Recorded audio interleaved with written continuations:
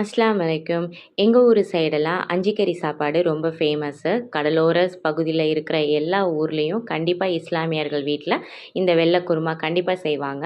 அந்த எப்படி பண்ணலாம் அப்படிங்கிறத வந்து நம்ம இப்போ வீடியோவில் பார்த்துடலாம்.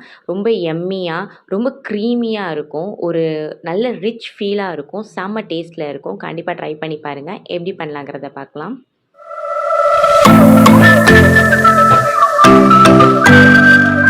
1 1/2 கீத்து அளவுக்கு தேங்காய் எடுத்துக்கிட்டேன். 1/2 டேபிள் ஸ்பூன் அளவுக்கு கசகசா, அது கூடவே வந்து 2 பாதாம் பருப்பு, 2 முந்திரி பருப்பை நல்ல ஃபைன் பேஸ்ட்டாக இந்த மாதிரி அரைச்சி எடுத்துக்கலாம். இப்போ நான் 3/4 கிலோ அளவுக்கு நான் வந்து ஆட்டு இறைச்சி எடுத்திருக்கேன். இது கூடவே வந்து 3 டேபிள் ஸ்பூன் அளவுக்கு இஞ்சி பூண்டு பேஸ்ட்டு, தேவையான அளவு உப்பு சேர்த்து நல்லா வந்து அழுத்தம் கொடுத்து பிசையணும். 1 கப் அளவுக்கு நான் வந்து தயிர் எடுத்திருக்கேன்.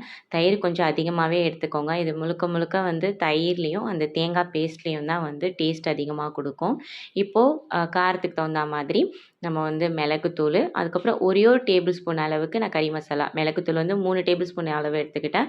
ஒரே ஒரு டேபிள் ஸ்பூன் அளவுக்கு கறி மசாலா.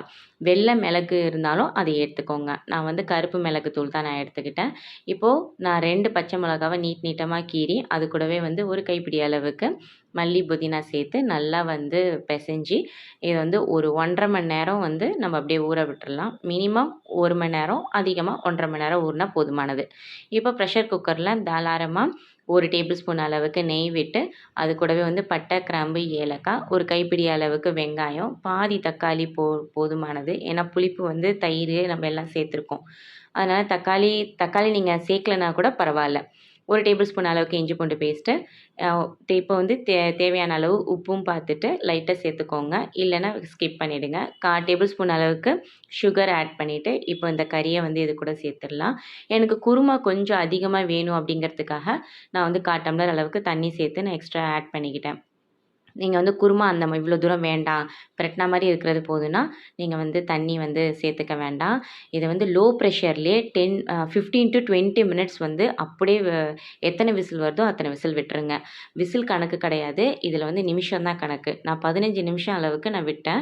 அந்த விசில் முடிஞ்சதுக்கப்புறம் அடுப்பை ஆஃப் பண்ணிட்டு அப்படியே வந்து நம்ம இதை வந்து ப்ரெஷரை வந்து ரிலீஸ் பண்ணாமல் அப்படியே விட்டுறணும்.